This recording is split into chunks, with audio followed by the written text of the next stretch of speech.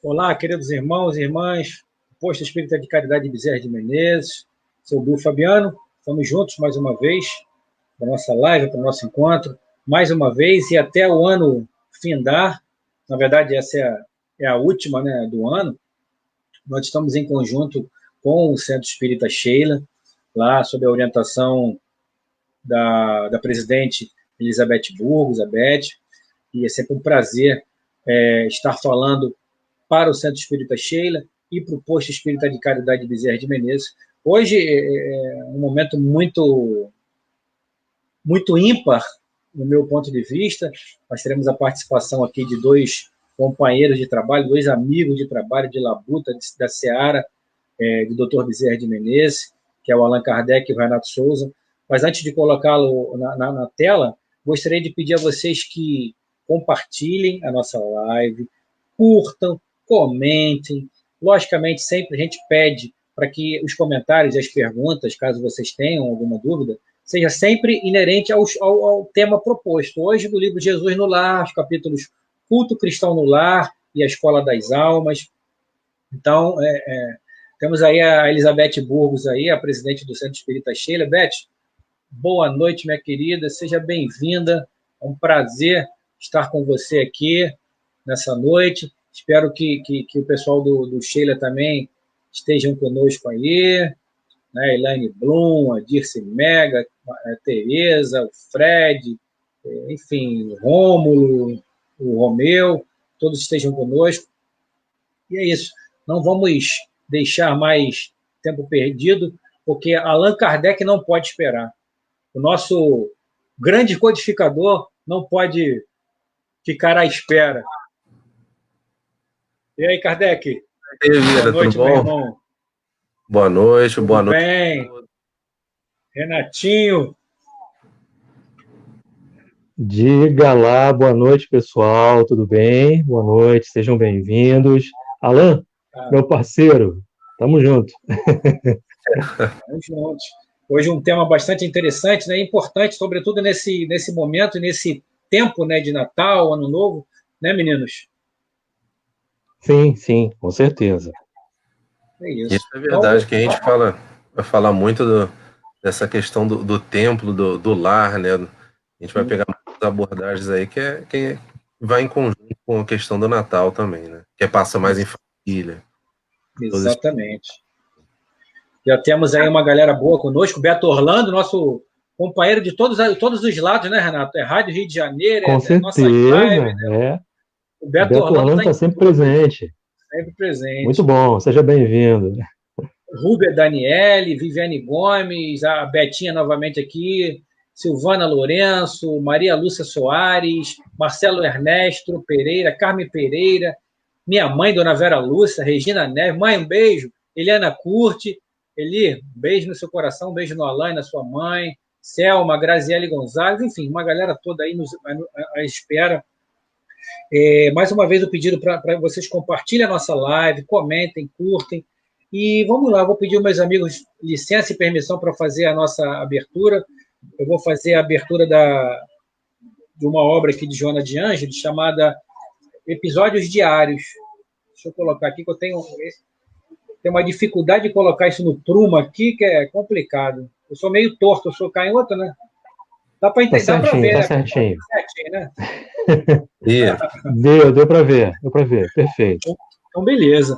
É o capítulo 31 do livro, mais uma vez, Episódios Diários, de Dona Joana de Ângeles, e a psicografia de Divaldo Franco, Meditação. Reserva-te alguns minutos para a meditação antes de tomares atitudes e de assumires compromissos. Os melhores conselhos que recebas são guias e não soluções. Os teus problemas pertencem-te a ti, e a ti cabe solucioná-los. Transferir responsabilidades para outros é fugir ao dever. Como não é justo que te acredites responsáveis por tudo, também não é correto que culpes os outros por todas as ocorrências infelizes que te alcançam.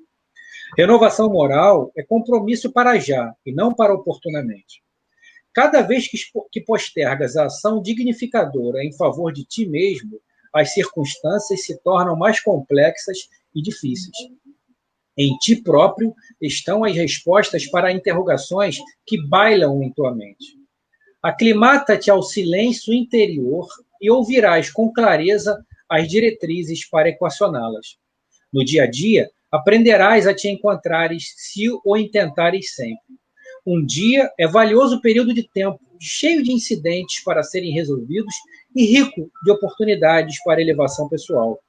Ganha cada momento, fazendo uma após outra cada tarefa, e terminarás a jornada em paz.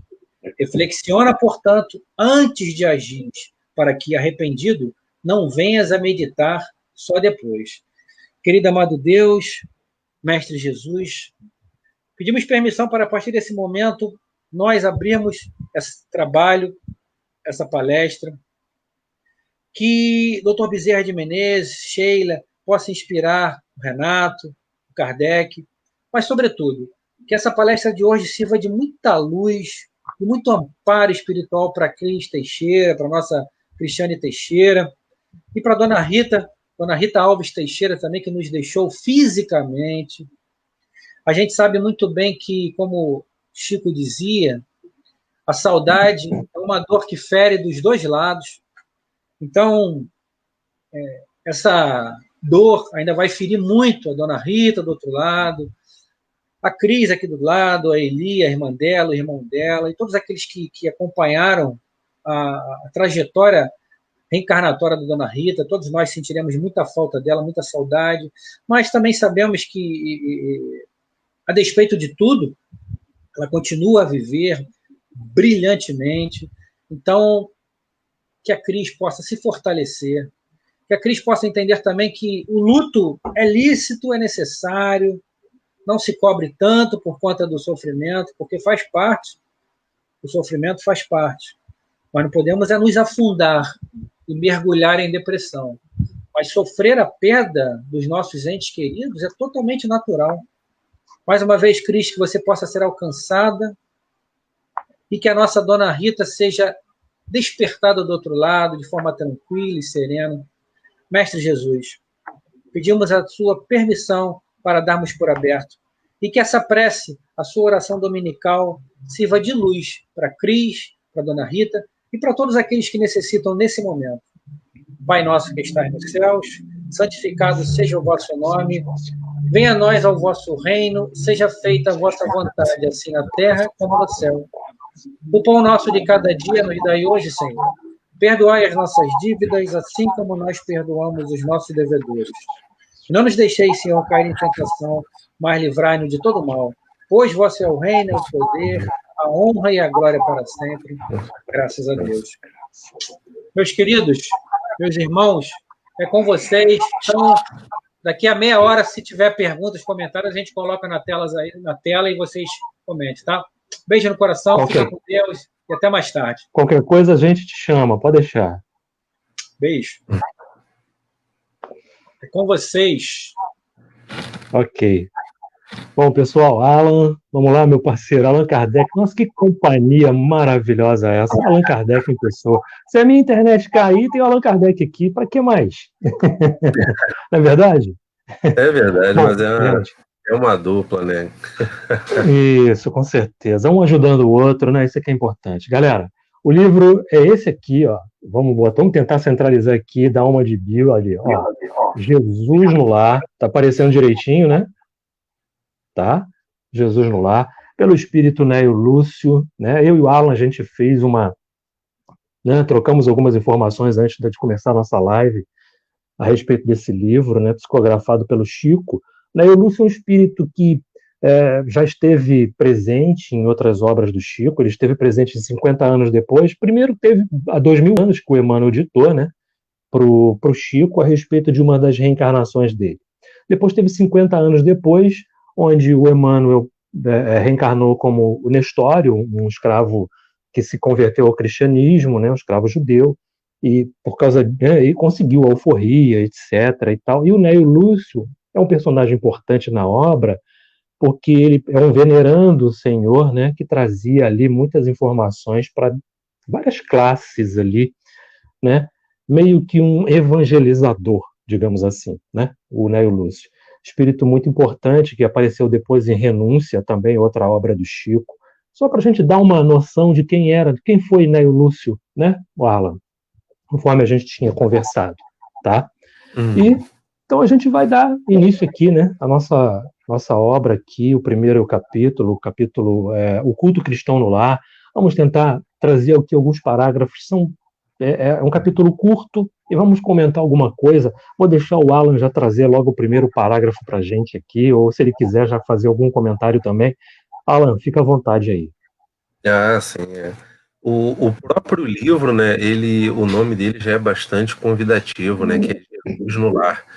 Então, quando você já lê esse livro de automático, você já cria uma certa conexão que Jesus reside na sua casa, aonde você habita, no seu ambiente. Então, é muito convidativo. E até mesmo os próximos capítulos, que é esse que eu vou ler agora, o culto cristão no lar, e a Escola das Almas. Vou ler aqui, então, primeiro o primeiro capítulo. Fala assim, o primeiro... Vamos lá. Vamos lá, povoara-se o firmamento de estrelas, dentro da noite prateada de luar. Quando o Senhor, instalando provisoriamente na casa de Pedro, tomou os sagrados escritos, e como se quisesse imprimir um novo rumo à conversação que se fizer improdutiva e menos edificante, falou com bondade. Simão, que faz o pescador quando se dirige para o mercado com os frutos de cada dia? Então ele respondeu. O apóstolo pensou em alguns momentos e respondeu. Naturalmente escolhemos os peixes melhores. Ninguém compra os resíduos da pesca.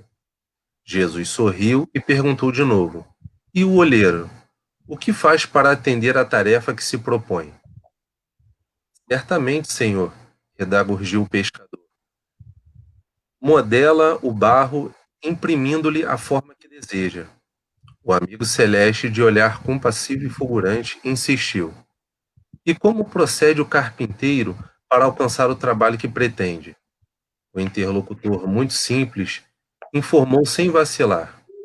Lavrará a madeira, usará o enxô e o serrote, o martelo e o formão. De um outro modo, não aperfeiçoará a peça bruta. Então aqui, já vou logo fazer meu comentário, Renato. Tá certo. Logo nesse primeiro capítulo, para a gente colocar numa forma mais atual, né? Jesus está de Pedro e ali, vamos lá, trazendo para uma forma mais atual nossa. É como é que Jesus criasse um grupo no WhatsApp chamado Evangelho, e ali nesse grupo ele adicionasse todos os discípulos ali. Então, nesse grupo do Evangelho, no qual Jesus criou, os discípulos estavam ali fazendo o quê? Falando sobre coisas que não eram pertinentes ao propósito daquele grupo. Falavam de coisas improdutivas, como o próprio texto fala, e de coisas irrelevantes. Então, Jesus, assim como nessa primeira pergunta que ele faz a Simão, ele indaga ele, né? O que faz o pescador quando se dirige para o mercado de frutos a cada dia? Então, e uma coisa que é muito bonita, né? Jesus ele já faz a pergunta sabendo a resposta. E o mais, a resposta que Pedro dá é aquilo que eles estavam fazendo. Então, para tu ver, é como se Pedro já tinha conhecimento da resposta, só que ele não fez aquilo que ele próprio mesmo falou. Então, vamos lá. Quando ele fala aqui da questão da pesca, ele fala o seguinte, que ele tira os melhores peixes e retira o que não serve para ir revender. Então, ele pega tudo, o que Jesus tenta passar para ele é o seguinte, pegue tudo aquilo que é produtivo, retire aquilo que não é produtivo, que no caso deles, é isso que estava acontecendo, falando de coisas divergentes, que fugia do propósito do que era o evangelho de Jesus, para retirar tudo aquilo que não prestava, que não agregaria em nada naquele grupo e ficaria só com as coisas produtivas. E logo em seguida ele fala do olheiro. Ele fala o seguinte, ó, e olha quem dá a resposta é sempre Pedro Simão. Modela o barro imprimindo-lhe a forma que deseja. Então vamos lá. Já sabemos que queremos conteúdos edificantes, produtivos. Então ele fala o seguinte, assim como o olheiro, ele vai modelar aquilo. Então ele vai dar uma repaginada, um algo mais naquele evangelho no qual eles estavam conversando ali.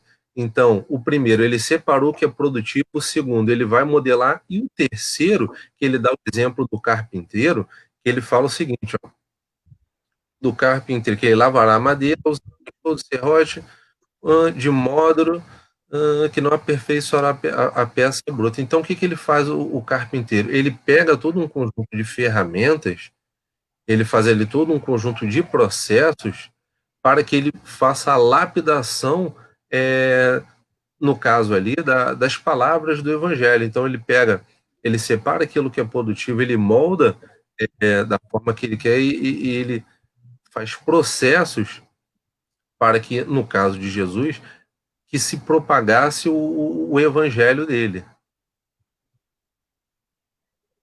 Sim, perfeito, perfeito.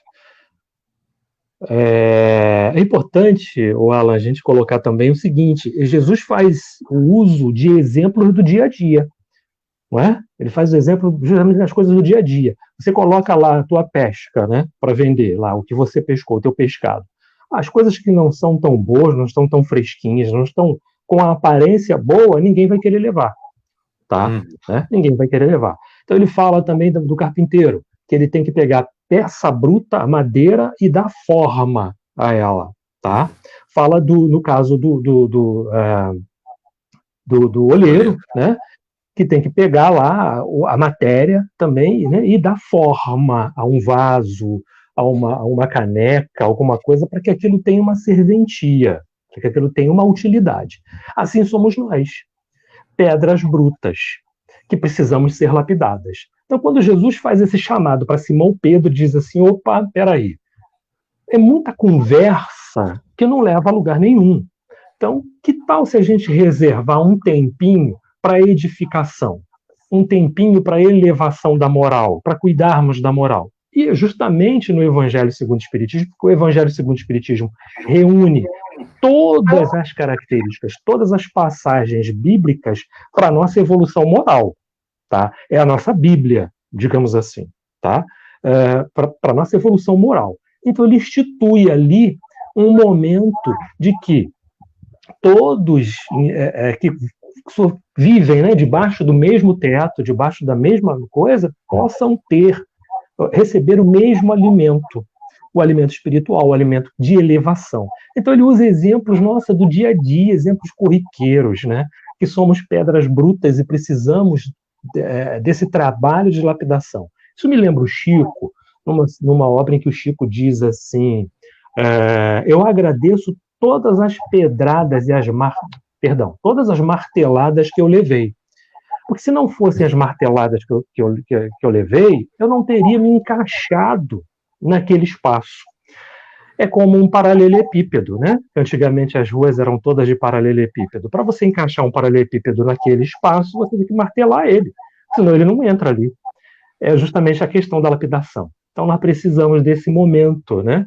Por isso que esse livro já começa com um capítulo importantíssimo, e ele já se interliga com escola, porque é uma grande escola, e a nossa casa é um berço muito importante, o primeiro berço, e o berço mais importante, porque convivemos ali dentro daquele eixo, com espíritos que a gente sequer, né, lembra, e graças a Deus que não lembramos, do que fizemos com eles ou do que eles fizeram conosco no passado. Né? Alguns estão já ali por laços de amor, né, que já começou a se elevar, sim, outros nem tanto. Tá? Então, é um berço importantíssimo e a gente deve observar isso, porque Por mais que você tenha, sem dúvida, um espírito, alguém, né, que calmo, tranquilo, tudo, mas tem sempre algo a melhorar. Precisa sempre de tomar uma marteladazinha, né, para encaixar em alguma coisa, para lapidar alguma coisa, com certeza, porque assim, somos aquela pedra bruta, sem forma, não é? Sem forma alguma, que precisa ser lapidada, precisa ser martelada, trabalhada para virar um diamante, para virar aquilo que realmente pode ser aproveitado amanhã. Então, por isso que o peixe que não serve é jogado fora, não é? A madeira, peça bruta, que não lhe tem nenhuma serventia, ela precisa, para se transformar numa mesa de passar roupa, por exemplo, ela precisa, no mínimo, né, de uma forma. No mínimo. Né? É o mínimo que se faz com aquele pedaço de madeira. Tá? Então, para que serve aquela madeira? Né? Pode servir para você escorar alguma coisa? Pode servir, mas é aquela situação, precisa sempre de um tratamento. E assim somos nós, né? Carentes ainda e muito carentes de lapidação. Né? Quer acrescentar mais alguma coisa? Não, é assim como essa questão da madeira que você estava falando, aquele que está manuseando, ele pode dar diversas as formas daquela madeira, seja ela uma mesa, uma cadeira, seja ela Perfeito. um lápis, Uhum. a diversidade, a quantidade, né, de variações que pode ter na mão de quem manuseia isso, que ele fala da questão do molde, né? Então, Sim. existem diversas formas da gente poder manusear isso. Uhum, E aí, com certeza. o próximo E, capítulo é justamente o que você fala. Quer ponderar alguma coisa, Renato? sim, sim, porque quando você pega o Evangelho, não é, e vê lá, ninguém pode ver o reino de Deus se não nascer de novo, não é verdade? É justamente isso. Precisamos voltar aqui, né, para continuar nosso trabalho de lapidação. Porque para poder acessar esse reino, acessar esse degrau, né, mais alto, mais elevado, precisamos muito de lapidação. Precisamos muito. Essa madeira que veio para cá e já tomou uma forma de uma mesa, amanhã pode se transformar numa cadeira, de uma cadeira, amanhã pode se transformar numa mesa, depois pode se transformar num móvel, depois pode se transformar em algo bem maior. E vai carecer sempre de lapidação, tá? É importante. Diga Isso é lá. verdade. Não, aqui no Uhum. próximo parágrafo aqui, ele fala justamente o que você estava mencionando aí, que é assim, ó, o berço doméstico é a primeira Hum. escola e o primeiro templo da alma. E a, Sim, importante. Vai, Uhum. termina. Uhum. Ele fala, e a casa do homem é a legítima exportadora de caracteres para a vida comum. Com certeza, com certeza. Porque olha só, se a gente não cuidar da nossa casa, ela fica mal assombrada, não é? Ela fica mal assombrada. Eu preciso cuidar da minha casa. Por quê? Porque é o local onde repousa o meu corpo físico, que é algo sagrado, não é? E repousa também o meu espírito, quando estou no estado de vigília. Aí, levando em consideração que a movimentação dele é através da velocidade do pensamento, ele pode, na hora em que a gente está dormindo, estar longe, mas de repente voltar. Então, eu preciso cuidar da minha casa e cuidar de todos que aqui estão, para que o melhor equilíbrio possível possa reinar, né? Pelo menos boa parte do tempo, porque é um local de descanso nosso. Então, é sagrado. Tá? Assim como, né, esse corpo nosso é sagrado, tá? Onde que guarda o nosso espírito, não é? É importante a gente falar isso, porque essa casa é esse berço. Então não adianta cuidar só de mim, eu tenho que cuidar da casa, eu tenho que cuidar do ambiente onde eu trabalho também. Eu tenho que chegar no meu trabalho e dizer lá que a paz de Jesus esteja nesse lugar. Eu tenho que chegar na minha casa, do trabalho e fazer exatamente a mesma coisa. Tá? Por Uhum. isso, né, a instituição do culto do evangelho, que é muito importante. Por que isso, hein? Porque não estamos sozinhos, não é? Não estamos sós. Estamos rodeados de uma nuvem de espíritos, e Paulo de Tarso coloca isso para a gente muito bem. Allan Kardec, na sua pergunta 459 do Livro dos Espíritos, também fala, né? Que estamos sendo influenciados o tempo todo. Quando edificamos o nosso lar, quando abrimos uma página do Evangelho no nosso lar, uma vez por semana, num determinado horário, um tempo que seja, por menor que seja, estamos alimentando, né? Não só o nosso espírito, não só o espírito de quem convive conosco, como de todos os espíritos desencarnados que aqui também, né, podem estar, tá? Uhum. E nessa questão aí também é muito importante, Renatão, que é aquilo, né? Por exemplo, se você não limpar a sua casa, o que acontece com ela, né? Começa a dar sujeira, Sim, começa a ter teia de aranha, começa a sim, atrair sim. os baratos e uma série de outras coisas.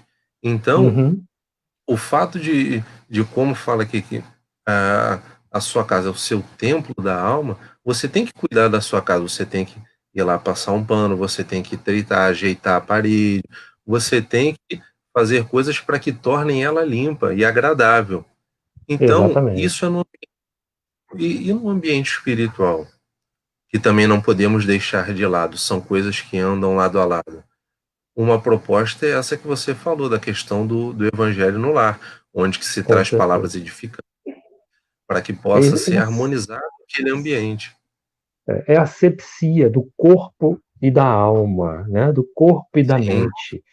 Precisamos dessa asepsia. A gente vai à casa espírita, toma um passe, não está recebendo uma asepsia. E essa Hum, asepsia continua como fora da casa espírita, do centro espírita, do templo, não importa. Continua como? Com o evangelho no lar. Continua como? Com você procurando, né, trazer os ensinamentos cristãos, né, para que um dia a gente possa conseguir assimilá-los, né, cada vez mais e continuar esse trabalho de lapidação. Tá? Mas é uhum. importante o finalzinho desse primeiro capítulo, hein? Estou ansioso pelo finalzinho desse primeiro capítulo. Vamos lá. Vamos lá. Esse aqui é o Senhor, o alimento. Ah, não, acho que é esse aqui mesmo. Por que Hum, não instala ao redor dela a sementeira da felicidade e da paz, na sensação e no pensamento? sim, O Pai, que nos dá o trigo para o celeiro, através do solo, envia-nos a luz através do céu.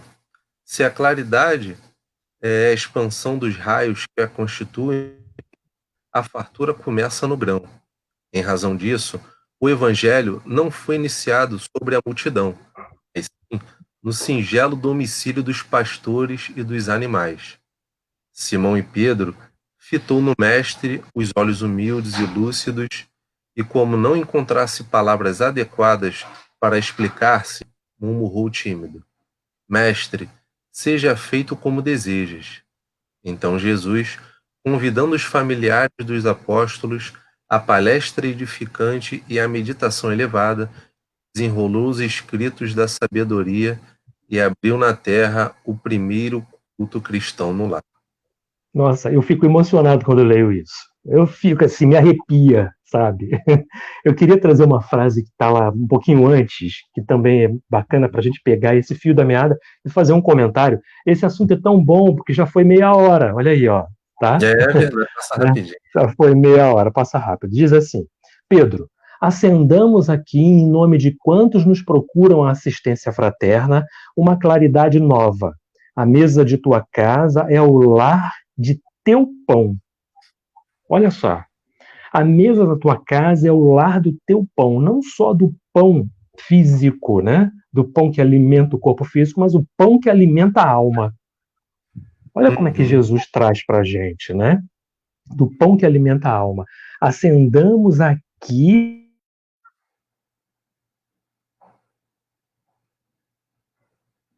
Renato, e deve ter parado. Então, pessoal, o que Renato estava falando aqui, ó, acendamos aqui em torno de quando nós procuramos a assistência fraterna, uma claridade nova. Então, aqui, o que Jesus nos remete naquela hora que está ali com Pedro, né? Que existe o pão do próprio alimento do corpo físico e o pão do alimento espiritual. O que seria o pão do alimento físico? É tudo aquilo que nos faz ter vitalidade para continuar, para podermos seguirmos em frente com a nossa questão da alimentação, de termos energia para poder continuar caminhando. E o pão espiritual é tudo aquilo que nos alimentando de forma edificante, que pode ser o quê? Pode ser uma boa leitura, uma leitura edificante. Voltou aí, Renato? Parece que ele tá voltando aí. Uma leitura edificante, boas práticas, tudo isso que nos impulsiona para frente e que nos faz nos engrandecer, é alimento do nosso pão espiritual, aquilo que você presta de ajuda ao próximo, tudo aquilo que nos faz enriquecer, não é mesmo? Enquanto o Renato não aparece, vou dar continuidade aqui no nosso próximo capítulo, que é a Escola das Almas.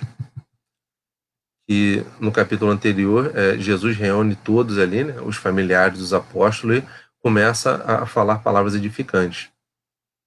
Então, naquela reunião ali onde que Jesus se encontra, vou dizendo aqui, no próximo capítulo ele vem falando assim, quando a palavra divina terminou, a formosa preleção, a sogra de Pedro, inquieta, falou: Senhor, afinal de contas, que venha a ser nossa vida no lar.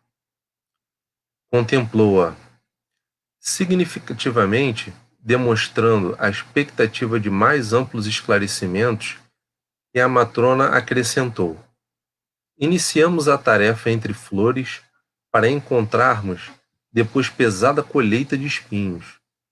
No começo é a promessa de paz e a compreensão.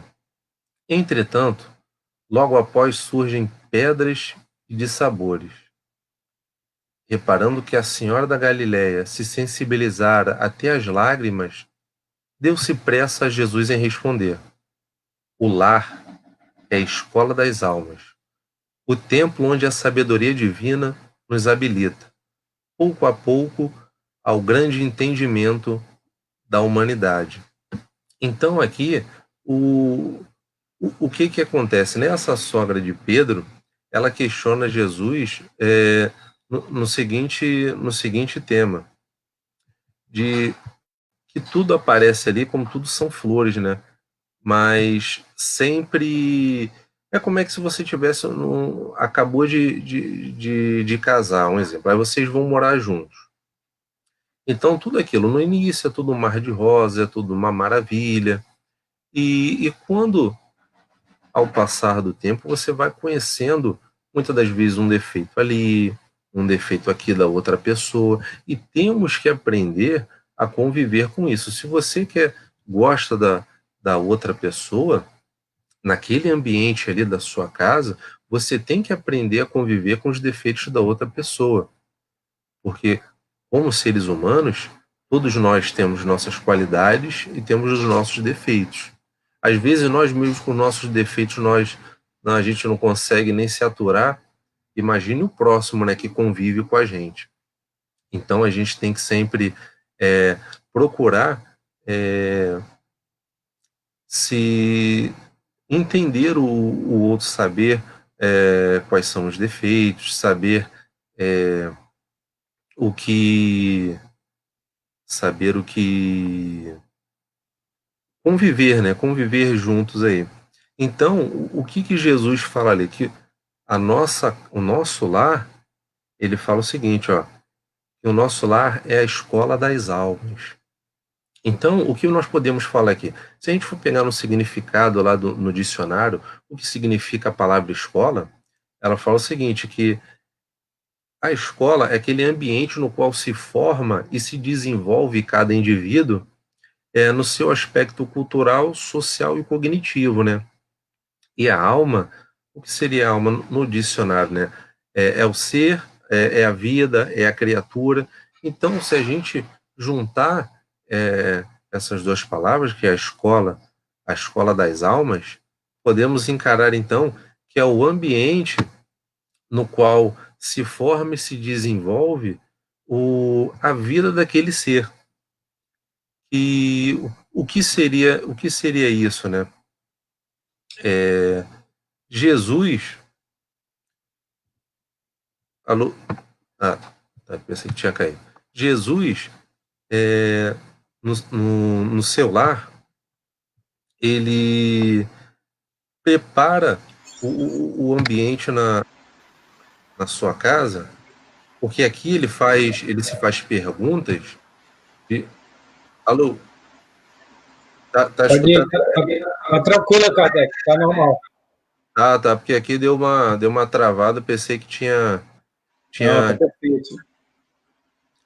Então, Jesus faz perguntas. O que é importante a gente perceber nessa questão do livro, assim como na questão de Simão lá no primeiro capítulo, e agora com a sogra de Pedro, é que Jesus ele sempre fala perguntas características ao entendimento daquela pessoa. E, por exemplo, aqui nesse caso, ele pega a questão da lentilha. Por exemplo, se você for perguntar para mim alguma coisa de cozinha, provavelmente eu não iria saber responder, né? Assim como para aquele que é pescador, se você for falar alguma coisa de questão de obra, alguma coisa assim, ele não vai saber responder. Então, o que Jesus faz? Ele pega o entendimento daquela pessoa e, com esse entendimento que ela tem, ele reformula perguntas para que a pessoa entenda aquilo que Jesus quer transmitir na seara do que ela tem conhecimento. Então, o que nessa questão dos propósitos, ele tem... O que acontece? No nosso ambiente de trabalho, como a gente está falando da questão do casal, para como é que a gente pode... como a gente pode ir com... saber... não digo aturar, mas conviver com os defeitos da pessoa, né? Como é que a gente pode melhorar isso? A gente pode praticar boas ações, a gente pode tentar compreender o defeito daquela pessoa e não às vezes muito bater na tecla daquela pessoa, ficar ali alfinetando, porque aquilo, o nosso ambiente no lar, no nosso convívio, é o nosso templo da alma. E o nosso amadurecimento que é o necessário moldar o indivíduo. Então, por exemplo, no seu ambiente familiar ali, por exemplo, você tem um filho, e o seu filho ele faz coisa errada. Então você, muitas vezes, dá um corretivo nele, o corretivo que eu digo é de ensinamento para o seu filho, porque o quê? Ele se desvirtuou daquele posicionamento. Então, você, com conhecimento maior, sabendo que você é responsável por aquele indivíduo, que ele está no seu lar, e o seu lar você vai ser responsável pela formação daquele indivíduo como sociedade, porque muitas das vezes as pessoas criticam e falam assim, não, educação se dá na escola, educação você aprende lá, e não é isso que acontece. Assim como Jesus nos fala que o nosso templo das almas é o nosso lar, então você tem que dar educação no seu lar.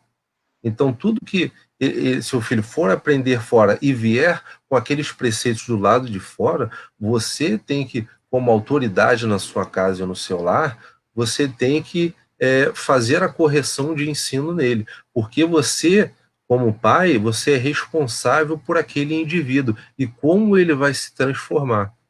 Você é responsável por isso também, ok? Quer falar alguma observação, Bira? Não, a gente está esperando só o Renato retornar aí, mas você tá certo mesmo.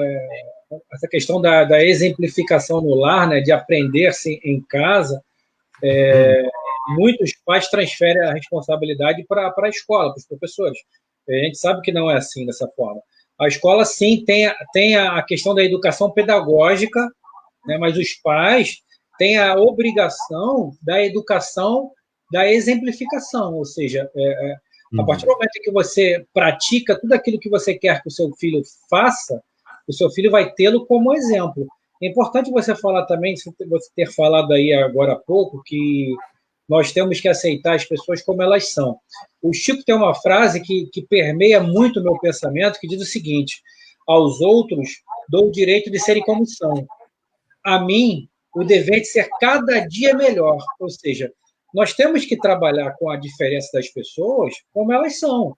E, do lado, você tem que me aceitar também como eu sou e eu me aceitar como você é também. Lógico, a gente pode, dentro da experienciação que nós temos, maior ou menor, a gente pode sim, como eu falo com meus filhos aqui, a velha questão do buraco na curva. Se eu estou vendo que você, Kardec, você tem menos que 30, né, Kardec? Sim, sim. Você tem menos que 30, eu tenho 47. Muitas coisas que você ainda não trilhou, eu já trilhei. E eu sei que pode ser uma furada para você. Então, eu acho que eu tenho por obrigação passar para você. Mas, sobretudo, dentro do lar, os pais têm e devem a obrigação de transferirem para os filhos esses ensinamentos. Acho que o Renato está de volta aí, vou chamar o Renato de volta, que eu já falei demais, já estou até com um picarro aqui. Renato, está de volta, Renato? Peraí, o Renato congelou de novo. Peraí. Mas, enfim, pode continuar, o Kardec. Renato, acho que congelou de novo. Ah, sim. E aqui, numa passagem que tem aqui no segundo capítulo, que ele fala o seguinte, ó: o lar é um curso ligeiro para a fraternidade que desfrutaremos na vida eterna. Sofrimento e conflitos naturais em seu círculo são lições.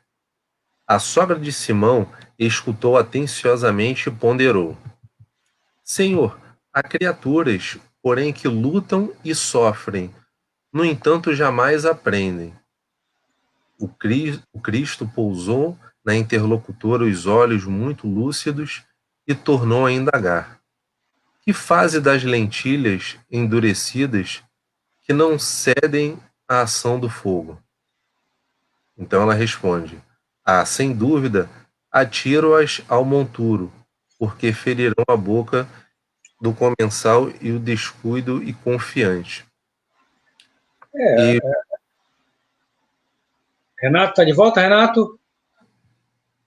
Vamos ver se o Renato está de volta aí. Vamos ver. Renato? Alô, câmbio. O Renato ainda está com. É porque o Renato está sofrendo internet, e a gente sabe disso. Tem que pedir até desculpa. Não, a gente vai. Um problema que não está ao alcance dele resolver, né? Mas essa questão aqui, vamos seguir aqui, Kardec. Esse trecho que você levantou aqui, ela diz assim, a sogra, né? Há criaturas, porém, que lutam e sofrem, no entanto, jamais aprendem. Que criaturas são elas? Somos nós mesmos. Porque a gente luta, a gente sofre, e a gente não muda. A gente não muda a atitude, não muda a forma de agir, não mudamos a forma de pensar.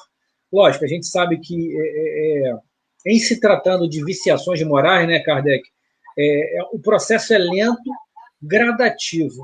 Eu lembro até aqui a questão lá no livro Lindos Casos de Chico, lá no capítulo a lição do bilhar, que eu sempre lembro essa questão da lição do bilhar, né? Que Kardec, Chico, reclama dos homens lá jogando bilhar o tempo todo, o dia todo jogando bilhar, e reclama mentalmente, e Emmanuel logo vem travar, ele rechaça logo, né? Emmanuel sempre dando na perna de Chico, né? Opa, você não conhece os desígnios de... Eles podiam estar roubando, podiam estar enganando, mas eles só estão jogando bilhar. Né? Ou seja, eles já evoluíram naquela encarnação. Né? Então, jogando bilhar o dia todo, somente jogando bilhar. Não estavam fazendo nada para ninguém. Mas o processo é esse, né, Kardec? Não sei se você concorda. Primeiro a gente faz o mal. Faz o mal ao longo da nossa jornada. Depois, a gente para de fazer o mal na medida que a gente ganha conhecimento da não necessidade de se fazer o mal e da necessidade de se fazer o bem. Esse é o segundo passo. E o terceiro passo, que é muito mais além, e que nós estamos muito aquém ainda, é começar a fazer o bem. Mas daí a começarmos a fazer o bem, eu digo fazer o bem de forma plena e absoluta. Não é esporadicamente. Hoje eu faço bem, hoje eu dou um tapa na cara do Kardec, amanhã eu peço desculpas a ele, depois eu dou uma joelhada nele, e assim não. Isso não é fazer o bem. Fazer o bem é você fazer o bem sistematicamente, ou seja, você alcançar aquele nível de fazer o bem. Concorda, o Kardec? Sim, concordo. Eu acho que o processo mais demorado é esse no qual a maioria se encontra, que é nós temos o conhecimento do Evangelho, de fazer o bem, mas colocar isso em prática que é a nossa grande dificuldade. Porque uma coisa por exemplo, no meu caso, eu falar aqui alguma coisa para vocês e ali na rua fazer totalmente diferente do que aquilo que eu acabei de falar. E isso é mais comum do que a gente imagina. Quantas vezes a gente não se pega em nossos pensamentos, né?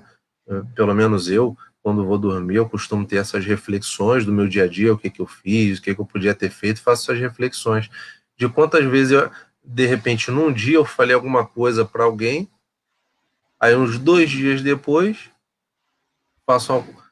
faço justamente o contrário daquilo que eu havia falado. Então, eu falo assim, pô, realmente tenho conhecimento daquilo que é para fazer, mas fazer de fato, a grande dificuldade ainda. Tenho muito que percorrer e aprender, mas é aquilo, tentativa e erro, né? A gente, ainda bem que existe o erro, porque se não existisse o erro, nós não adquiríamos experiência para poder enfrentarmos essa prova mais para frente, né?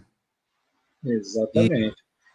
E aqui, no próprio texto aqui, o que ele fala, que me chamou um pouco a atenção, que é assim, ó, sofrimentos e conflitos naturais em seu círculo são lições.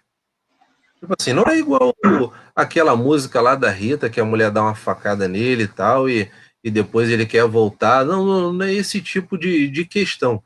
Estou falando da questão do conflito, aquele desentendimento que você tem com a outra pessoa, e que as duas pessoas são maduras e fazem reflexões sobre aquilo que fizeram ou discutiram, que tem um entendimento e buscarem melhorar. Porque é aquilo, no nosso lar, nós sempre vamos discutir, porque, por exemplo, às vezes você e sua companheira, vocês trabalham, vocês chegam em casa, às vezes sua companheira quer ir logo fazer uma faxina na casa e você não, você quer descansar para fazer a faxina depois. Você esteve aqui em casa esses dias? Viu isso? Oi? Você viu isso? Você esteve aqui em casa esses dias? Não, sistematicamente. não, é porque isso é o natural. Um funciona numa vibração diferente do outro. Às vezes um precisa descansar mais um pouco para depois ir fazer. Tem outra não, que já é mais hiperativo e já quer fazer e quer realizar. Então, Estão ouvindo? pessoas que funcionam... Sim. Duas pessoas que funcionam em sintonias diferentes vivem dentro de um único lar e querem, e olha o detalhe, eles querem conviver, sendo que com essas sintonias diferentes eles têm que o quê? Se adaptar a essas coisas, a essas exigências, né, que um tem, o outro não. Por isso que tem que somente com a experiência, com a convivência para aprender isso, né? O Chico também Eu falava. estava ouvindo. Chico, fala, Renato, fala, Renato. Eu estava ouvindo o Bill falar aí, né? Porque eu ouvia vocês, mas vocês não me ouviam, né? Eu fiquei um bocado de tempo aqui só ouvindo vocês, tá? E foi importante que você falou com relação ao papel do pai e da mãe, né? De edificar o lar, de passar para eles o que já tem, que já conhece, que já domina, né? Que já conseguiu absorver esse conhecimento. Passar para todos no lar, não só para os filhos, mas como o patriarca, matriarca, enfim, mas passar para todos na casa, tá? E com a família também, né? Como um todo, com os familiares, toda essa parte da edificação, né? Das coisas boas, sem dúvida nenhuma. Achei muito legal a tua fala com relação a isso, que já vai de encontro lá ao capítulo 2 que o Alan está trazendo aí, né? A escola das almas, né? A gente sabe que a Terra é a grande escola das almas. Mas a nossa casa constitui essa escola maravilhosa aí, sem dúvida, tá? Exatamente. A gente lembra até aquela frase que, na verdade, ela é atribuída a tantos indivíduos maiores do que a gente, a Santo Agostinho, a Francisco de Assis, a Madre Teresa, mas que, enfim, não importa de quem é a frase, importa que foi Jesus que, com certeza, permitiu que essa frase viesse até nós, que é aquela frase que diz que, muitas vezes, você é o único evangelho que a pessoa tem acesso. Quer dizer, então, você tem que ter, meninos aí, Renato, vocês olha, têm obrigado, que hein? nós temos que ser o evangelho vivo para a pessoa. Se a pessoa Com não tem certeza. acesso ao evangelho de Jesus, literalmente falando, da parte literal da obra, né? Você, através da sua exemplificação, a pessoa tem que te ver ali o Cristo, não, logicamente, guardando as devidas proporções, logicamente, mas através do seu esforço, como Kardec fala, né? Reconhece o verdadeiro espírito através do esforço que ele emprega em domar suas más inclinações. Né? Sem Renato dúvida. altativo, né? Então vou deixar vocês não sei, vamos ver até quando, né? Se não cair de novo. Vou ficar congelado, tá? Fica congelado aí, fica por aí, merece ficar por aí. Vamos lá, Alan. Vamos lá, eu já estava já no. Você quer fazer mais finalzinho, né? Já estava no. Gostaria de destacar aqui, antes que caia de novo, né? De destacar aqui essa parte do capítulo 2 que eu achei muito importante, né? O lar é a escola das almas, o templo onde a sabedoria divina nos habilita, pouco a pouco, ao grande entendimento da humanidade. Olha só o que ele quer dizer, é um templo onde a sabedoria divina nos habilita. É uma oportunidade realmente de misericórdia, de amor muito grande, né? Nos colocar dentro de uma família, não é? Que nós escolhemos, claro, sem dúvida, mas ele permitir para que a gente possa aprender, para que a gente possa evoluir, não é? E de alguma forma também, nós que já estamos trilhando o caminho, né? Deixarmos uma semente, não é? É aquela história, né, de você ajudar o outro. Ah, mas o outro não quer ser ajudado. Você pode continuar ajudando ele, sim, de uma outra forma, tá? Não da forma escancarada, digamos assim, né? Porque ele não quer. Mas você pode deixar a semente e amanhã ele vai ver, olha ali a semente que o Renato deixou. O caminho é aquele ali. E isso é importante da gente fazer, não é? Então, se procurar chamar sempre, procurar colocar sempre. Hoje em dia a gente tem vários meios de trazer até a questão da evangelização infantil de uma forma mais atrativa para que os nossos pequenos possam despertar aquele interesse, não é? Em participar, em estar fazendo, né, de alguma forma, estudando um pouco sobre aquilo, tá? E nós, que já somos adultos, sem dúvida nenhuma, descobrimos, às vezes, nosso caminho tardiamente, né, Bill? Tardiamente, mas estamos aqui, firmes e fortes, e o importante é a gente deixar, assim, essa semente e a partir desse gesto, né, dessa sabedoria divina, aproveitar essa oportunidade de entender, né, quem sou, né, de onde, pelo menos ter uma ideia, né, de onde eu vim, tá, para onde eu vou, tá?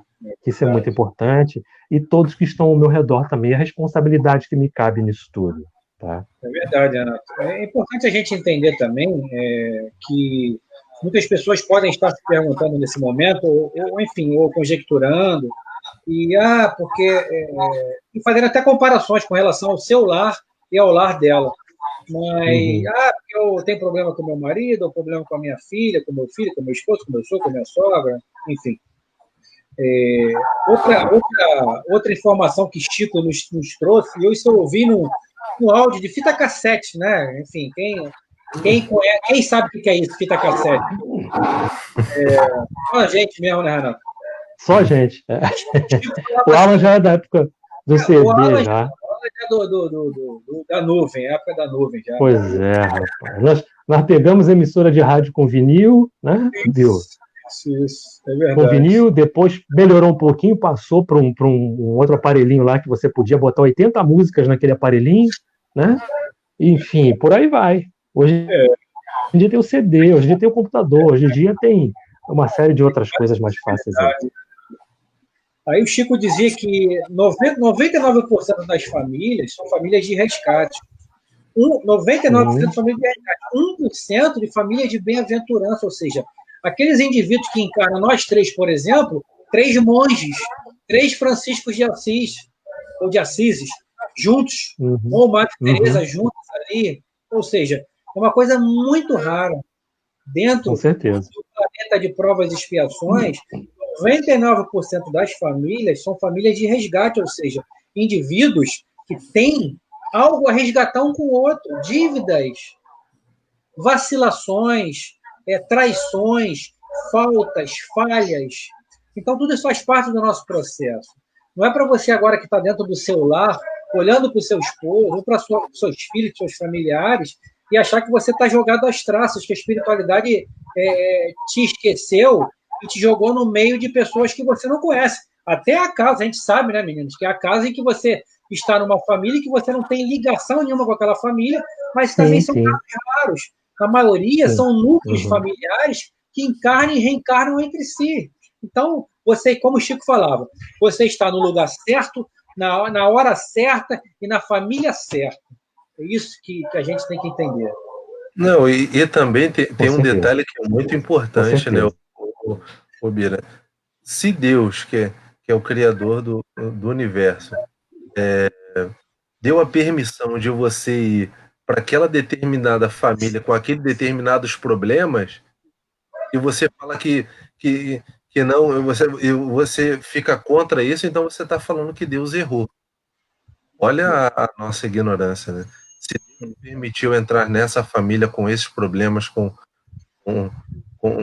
essas circunstâncias, é porque Ele sabe que eu sou capaz de enfrentar, quiçá auxiliar aqueles que necessitam de um pouco da palavra de Jesus. Exatamente. Meninos, estamos chegando ao final já estamos naquele momento que a galera fala. Pois é. Pode escrever aí. Poxa, eu fiquei quase 15 minutos fora, né? Mas enfim, a gente sabe. Vai melhorar. Eu prometo que vai melhorar. Sim.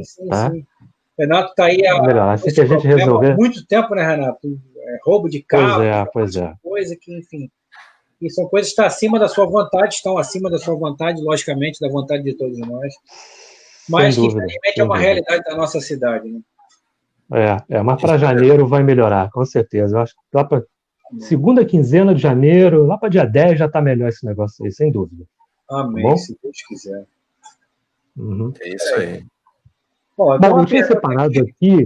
Tem uma pergunta? Uma pergunta aqui da Maria Paziani. Talvez não esteja muito no contexto do estudo, mas, enfim, vamos tirar essa dúvida dela. Kardec, quer ler aí, Kardec, para o Renato? Sim, vou ler para ele aqui. É certo que quando eu falecer, vem alguém me receber? Nossa, que pergunta! Evidentemente, não estamos sozinhos, é proibido ficar sozinho. Maria Paziani. Maria Paziani, seja bem-vinda à nossa live, tá bom? Sem dúvida nenhuma, é proibido ficar sozinho. Da mesma forma que quando reencarnamos, tem toda uma equipe de espíritos ali, prontinha para cuidar da nossa reencarnação, da reencarnação de cada um de nós. E aqueles que vão nos acompanhar também aqui na nossa caminhada, durante todo o tempo que a gente estiver pisando sobre essa terra. E no dia que formos embora, tá? Da mesma forma, terá também uma equipe de espíritos que provavelmente pode ser a mesma equipe de espíritos ou alguns, né, desses participantes que estiveram quando você reencarnou. Porque todos eles têm um compromisso com você, né? Isso a gente encontra em obras do André Luiz, você pode ver lá, Obreiros da Vida Eterna, enfim, né? Outras obras aí você pode ver que tem muito sobre isso, tá?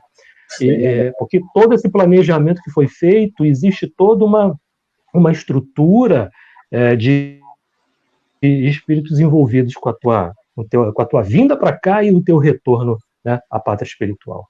Tá bom? E vamos torcer para que eles não nos recebam novamente com aquela frase. Não deu dessa vez, deixa para a próxima. Né? Tomara Deus Oxalá, quando ele receber a gente, fala, ó, dever cumprido. Isso aí, isso aí. Seja bem-vindo de volta, né? E um deles é o anjo da guarda, né? Que não nos abandona, né? Seja bem-vindo de volta. Você é um vencedor. É importante deixar isso claro aqui, tá? Todos nós somos vencedores. Sim. Porque vencemos em alguma coisa. Não é possível. Por pior que tenha sido, vencemos em alguma coisa, tá? E isso é maravilhoso, né? E é bacana isso porque leva tempo. Essa edificação, esse burilamento, trabalhar essa pedra aí, né? Essa pedra bruta, leva tempo. Mas vencemos sempre em alguma coisa. Essa é a melhor das nossas reencarnações, sem dúvida. E a melhor saída para a gente também é o que Kardec fala lá na 118, né, Renato? O espírito não retrograda. Ou seja, a gente pode ficar em estado estacionário, mas está sempre caminhando para frente, então está sempre avançando alguma coisa. Graças a Deus. O tempo acabou, Renato.